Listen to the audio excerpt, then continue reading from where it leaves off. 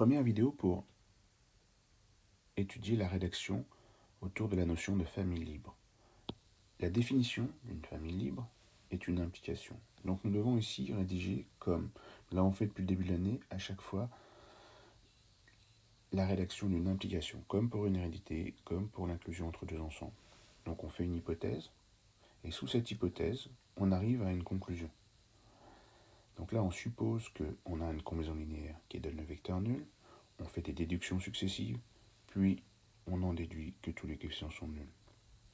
On aura établi, ce qui est en bleu ici, qu'on n'écrit pas dans une copie, mais on peut l'écrire, mais ce n'est pas utile, quel que soit lambda m, lorsqu'on a une combinaison linéaire qui donne le vecteur nul, alors tous les coefficients sont nuls. On peut ensuite conclure que la famille est libre. Mais on ne sait pas toujours que la famille est ou non libre. La question peut être étudier la liberté de la famille 1UM. Donc dans ce cas-là, on ne sait pas. Donc on peut raisonner par équivalence. On prend des coefficients lambda m appartenant à R, des lambda m quelconques, et on raisonne par équivalence. La combinaison linéaire des vecteurs UI est nulle, égale au vecteur nul, si et seulement si, si et seulement si, si et seulement si. Ici, on doit avoir des arguments qui permettent de raisonner par équivalence. Et on arrive à une condition à la fin, plus simple qu'au début, qui permet de dire, est-ce que nécessairement on a 0, 0, 0 pour les coefficients? Si c'est le cas, alors la famille est libre, sinon, c'est que la famille est liée.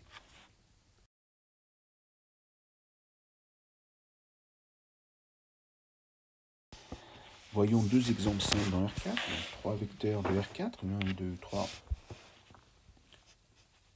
Donc, on va établir si la famille U1, U2, U3 est libre. Donc on fait comme on vient de le dire, on prend trois nombres quelconques, A, B, C. On raisonne par équivalence. On dit que la combinaison linéaire est égale au vecteur nul si et seulement si. Alors on écrit d'abord le vecteur AU1, et on écrit tout en colonne pour pouvoir avoir un système. En fait, on identifie chaque élément des listes. Donc la première liste, ça donne A plus C égale 0, la deuxième 2A plus B plus C égale 0, etc. Alors en fait, on écrit les vecteurs en colonne. Ça, il faut vous entraîner à le faire, si vous n'avez pas compris. Ensuite, on utilise la méthode du pivot. Donc on utilise la première ligne en faisant L2 moins 2L1, puis après L3 plus L1, et enfin L4 moins 3L1.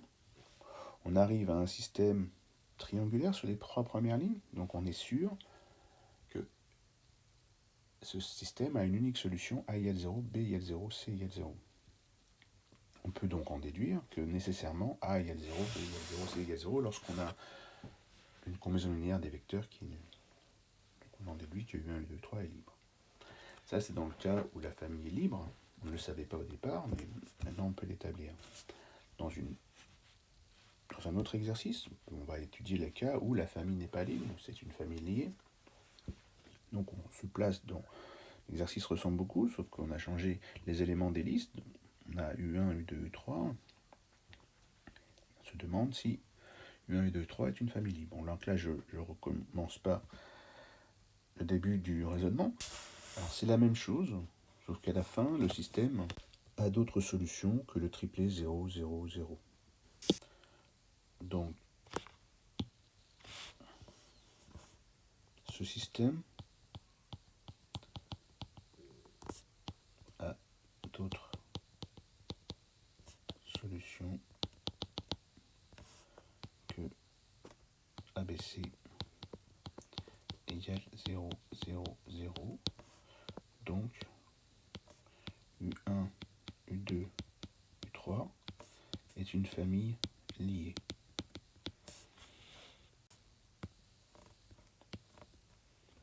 Ici, à la fin, nous avons un système qui a d'autres solutions. Donc, comme nous avons raisonné par équivalence, ça veut dire que le problème de départ, la combinaison linéaire qui donne le vecteur nul, a aussi d'autres solutions que 0, 0, 0. Donc, la famille est bien liée. Nous avons vu que les exercices n'étaient pas toujours dans Rn. Donc là, je vous présente deux exemples dans l'ensemble des fonctions. Donc, je prends deux fonctions. D'ailleurs, ce sont deux fonctions que nous rencontrons souvent dans les équations différentielles. Montrer que f et g forment une famille libre. Donc là, je fais exactement comme dans les autres exercices, je fais l'hypothèse que a fois f plus b fois g égale 0. Faites attention ici, il est important d'écrire f et g et non pas f de x et g de x. On traduit tout de suite justement que cette relation donne, pour tout x appartenant à R, a f de x plus b g de x égale 0, ou a cosinus x plus b sinus x égale 0. Et là, je démontre que vous utilisez souvent, c'est que nécessairement a égale 0 et b égale 0.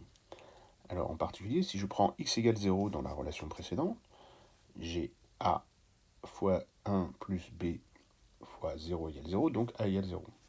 Si je remplace x, cette fois-ci par pi sur 2, on obtient a fois 0 plus b fois 1 égale 0, donc b égale 0. On a donc bien montré que nécessairement, a et b étaient nuls, donc la famille f et g est une famille libre. La difficulté souvent pour vous est d'utiliser le en particulier pour x égale 0 et pour x égale pi sur 2. Comprendre ça, c'est comprendre ce que je vous reproche souvent sur le pour tout x appartenant à R depuis le début de l'année. Maintenant, ça devient concret.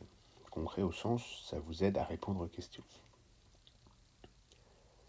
Alors, on va prendre un deuxième exemple où, cette fois-ci, il y a une famille qui n'est pas libre, et cette fois-ci, on ne va pas chercher une relation. D'ailleurs, si on cherchait à prouver que A, B, C était nul si on trouvait une combinaison linéaire nulle, si on avait une combinaison linéaire nulle, ben on ne trouverait pas. Et c'est pas parce qu'on ne trouve pas que c'est pas une famille libre, mais on ne trouverait pas. En revanche, ici, si on connaît bien son cours de trigonométrie, on sait que cosinus 2x égale à 2 cosinus carré x moins 1, quel que soit le x pris dans R. Ce qui donne une relation linéaire entre f1, f2 et f3. Là, il y a une erreur. Je vais l'écrire. Oui, il y a une erreur. Je vais la corriger. Alors, je la corrige. Ici, c'est un 2. Voilà. Donc, f1, f2, f3 est lié. Donc, là, c'est plus difficile parce que ce sont des fonctions. Alors, c'est toujours plus embêtant, mais la démonstration est toujours la même. Je précise que dans le cas des fonctions, des listes, dans Rn, on peut très bien aussi trouver une relation de manière évidente si jamais c'est le cas.